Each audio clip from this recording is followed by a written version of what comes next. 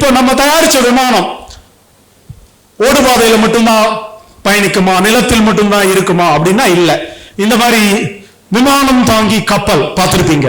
அது வந்து ஒரு மிதக்கும் தேசம், அது ஒரு பெரிய நாடுதான். It's a country by itself. அங்கேயும் ஓடுதளம் உண்டு, ஓடுபாதை உண்டு.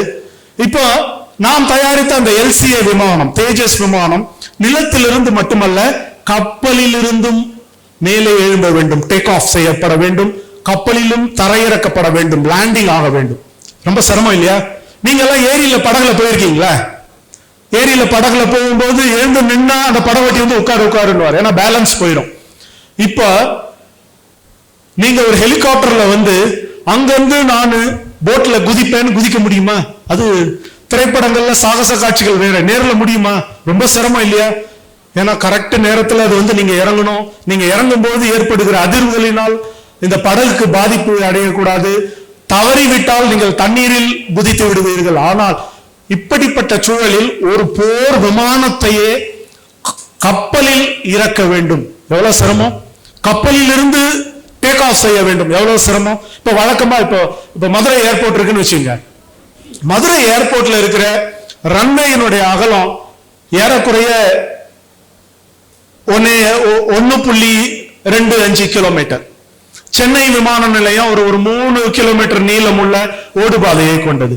ஆனா இங்க எவ்வளவு தெரியுமா? கப்பல்ல இடமே கிடையாது, வெறும் 300 மீட்டர் நீளமுள்ள ஓடுபாதை. அந்த 300 மீட்டர்ல விமானத்தை மேல் எழும்பி வைக்கணும், 300 மீட்டர்ல நம்ம தரை இறக்கணும். அதுக்கு நிறைய தொழில்நுட்பங்களை நம்ம பயன்படுத்துறோம். அதை பத்திய 2 விஷயங்களை உங்களோட பகிர்ந்து கொள்ள விரும்புகிறேன். இப்போ நிறைய சோதிப்போம் நம்ம. இப்ப கப்பல்ல இருந்து அது மேல எழும்புதுன்னா, டேக் ஆஃப் ஆகுது ஒரு கப்பல்ல, எப்படி அதை திரும்ப திரும்ப சோதிக்க வேண்டும்? கப்பலில் சென்று சோதிக்க முடியாது, ஏன்னா ஏதாவது விபத்து நடந்தா கடல்ல விழுந்துரும்.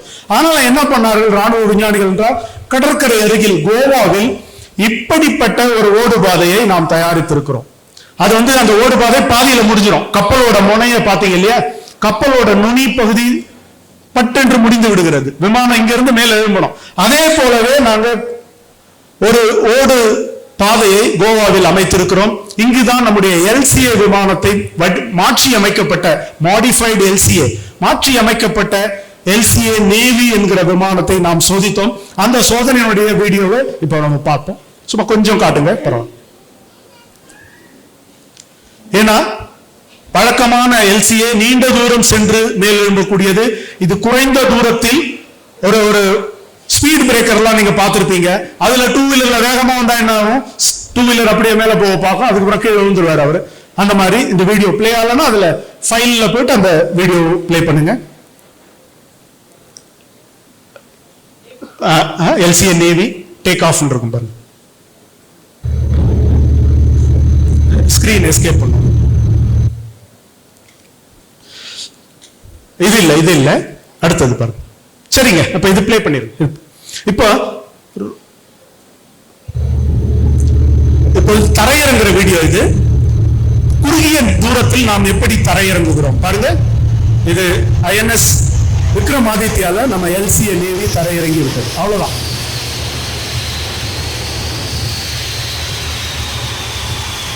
ரெண்டாவது பிளே பண்ணுங்க, திரும்ப பிளே பண்ணுங்க. சரியா கவனிங்க, எவ்வளவு குறைவான நேரத்தில் மிக வேகமாக பறக்கக்கூடிய இந்த விமானம் எப்படி தரையிறங்குகிறது, அதிலும் மிதக்கிற கப்பலில் தரையிறங்குகிறது. அப்படியே நிறுத்துங்க. இதுக்கு பின்னாடி இங்க ஒரு கம்பி இருக்குது, தெரியுதா உங்களுக்கு? 2 கம்பி. இப்ப என்னோட பிரசன்டேஷன் போயிருங்க. அது என்ன தொழில்நுட்பம் நான் உங்களுக்கு சொல்றேன். மாணவிகள்லாம் விளையாடும் போது ஒருத்தர் ஜடையை பிடிச்சி ஒருத்தர் இழுக்கிறத நான் பார்த்திருக்கேன். அதே தொழில்நுட்பம் தான் விமானத்தை பயன்படுத்துறோம். என்ன சார் ஜடை எடுக்கிற தொழில்நுட்பத்துல விமானத்தை பயன்படுத்துறீங்க? ஆமா, விமானத்தினுடைய வால்ல என்ன பண்ணுவோம், இப்படி ஒரு கொக்கியை போட்டுறோம். ஒரு கொக்கி இருக்கு விமானத்தினுடைய வால்ல. அது வந்து பைலட் ஆபரேட் பண்ணும்போது அந்த கொக்கி கீழே இறங்கும், இல்லைன்னா அது விமானத்தினுடைய உடலோட ஒட்டி இருக்கும்.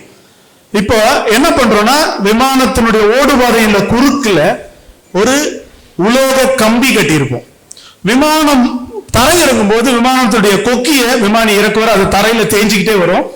அப்போ இந்த ஓடுபாதையினுடைய குறுக்குல உலோக கம்பி இருக்கு இல்லையா, அந்த கம்பியில சிக்கி விமானத்தினுடைய ஜடையை பிடிச்சி இழுக்கிற மாதிரி விமானத்தை நிறுத்துறது. அந்த வீடியோ தான் நீங்க பாத்தீங்க. சோ இப்படி பல நுட்பங்கள், தொழில்நுட்பங்கள், சோதனைகளை எல்லாம் கடந்த பிறகுதான் ஒரு விமானம் மிக சிறப்பாக வானத்தில் பறக்கிறது. ஆகஸ்ட் 15, ஜனவரி 26 இப்படி போன்ற தேசிய தினங்களில் விமானம் பல்டி அடிக்குது, என்னென்னமோ குட்டிகரணம் எல்லாம் போடுது, அதெல்லாம் பார்க்கும்போது கை தட்டுறோம். ஆனா இப்படிப்பட்ட உழைப்பு அதற்கு பின்பாக இருக்கிறது. கோழி துப்பாக்கி, குறுகிய தரையிறக்கம், குறுகிய மேலெழும்புதல் என்று பல தொழில்நுட்பங்களை நமது ராணுவ விஞ்ஞானிகள் இரவும் பகலும் களமாடி அவர்களால் உருவாக்கப்பட்ட தொழில்நுட்பங்களை கொண்டுதான் இந்திய தேசம் தொழில்நுட்ப துறைகளில் பல சாதனைகளை நிகழ்த்தி வருகிறது.